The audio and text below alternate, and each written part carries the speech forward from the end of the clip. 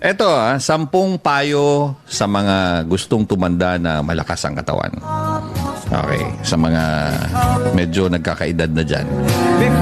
Okay, 10 payo sa mga gustong tumanda na malakas ang katawan. Number 1, babasahin ko lang to, hindi ko na explain para mabilis tayo. Medyo mahaba ito, 10 eh.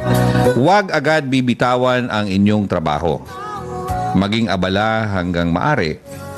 Ito ang magpapanatili sa iyong kabataan na labis mong ikaliligaya. Buliskiti niya. Ikaliligaya. Okay. Isa yan. Number 2, hanggang maiiwasan, huwag makitira sa mga anak na may pamilya na. Okay, tandaan niyo yan, ha? Huwag makitira sa mga anak na may pamilya na. Kumuha ng isang lugar na matitirhan, panatilihin ang iyong kalagayan upang makaiwas sa iyong anak at mga manugang. Ang makitira sa kanila ay magiging sunod-sunuran ka lamang, hindi makakapagdesisyon sa sarili mo at mawawalan ng karapatan na labis mong ikalulungkot. In other words, tatanda ka. Okay. Number 3, hawakan ng mahigpit ang inyong baul, kung may baul ka. Kung magbibigay ng pera sa anak, yung kaya mo lamang at laging magtira ng malaking bahagi para sa sarili mo. Ang libro ng bangko na may laman ay magandang kaibigan sa inyong katandaan.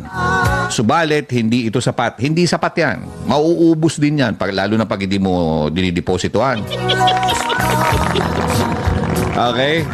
Dapat meron ka pang ibang proteksyon, kagaya ng life, health, insurances, at isama ko na din ang iba pang investments, just in case, na mas malaking tumubo kaysa sa perang itinago sa bangko. Ulitin ko yung mga investments na yon, mas malaking tumubo yun kaysa sa perang tinago sa bangko. Alam naman natin yan eh.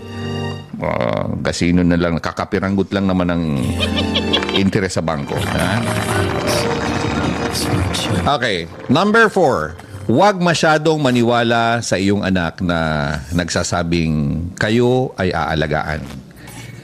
Madalas mga nababanggit niyan ay siyang mga hindi ginagawa. Aalagaan kunyari, mami, pagtanda mo, daddy, pagtanda nyo, aalagaan ka namin. Buliskiti niya. Huwag kayo maniwala dyan. Meron siguro pero hindi lahat. Madalas ang mga nababanggit niyan ay siyang hindi magagawa o gagawin ng mga anak. Ang mabuting anak ay hindi nagbabanggit ng anuman. Okay, tandaan nyo yan. Ang mabuting anak ay hindi nagbabanggit ng anuman. At ang masamang anak ay kailanman hindi tutupad ng pangakong binitawan. Buliskiti, ang bigat niyan. Number 5, upang manatili kang masaya, panatilihin ang pakikipagkaibigan at magdagdag pa hanggat maaari. Humanap ng mga kaibigan na mas bata sa iyo. Di ba? Matanda ka na, kinakaibigan mo pa matanda rin. Huwag na. Humanap ng mga kaibigan na mas bata sa iyo. Ang matatanda ay malapit ng mamahinga at ikalulungkot mo ng labis ang paghahanap ng kapalit. Kung ang kasama mo puro matanda, sooner or later may malalagas dyan. O pag nawala yung isa, malulungkot ka. Diba? Madidepress ka and so on and so forth. Tatanda ka. Okay? Sumali sa mga magagandang asosasyon, grupo, kooperatiba o apostolada. Number 6, maging maayos, laging maganda. Ito maging maayos, laging maganda, malinis at mabango. Ang katandaan ay hindi dahilan upang ikaw ay maging madungis at nanlilimahid. Sila ay di dapat mandiri sa'yo, kaya pangalagaan mo ang iyong sarili. Di ba? Pansin nyo yan? Pag matanda na, amoy lupa na. Minsan nga amoy suka pa. Wag naman, wag ganun. Okay lang kung amoy asin. Ano amoy ng asin? Di ko alam, amoy bawang, sibuyas, Diyos ko. Okay, mga misis yun. Number 7, maging abala sa paggawa ng kabutihan sa kapwa. Asikasuhin mo sila para asikasuhin ka din nila ayon sa law of ripple effect. Huwag kalilimutang magdasal araw-araw. Hindi ito nangangahulugan na magnubina kayo o magrosaryo kayo. Magdasal. Magpasalamat. Lord, thank you Lord. Yun ang pinakamagandang dasal.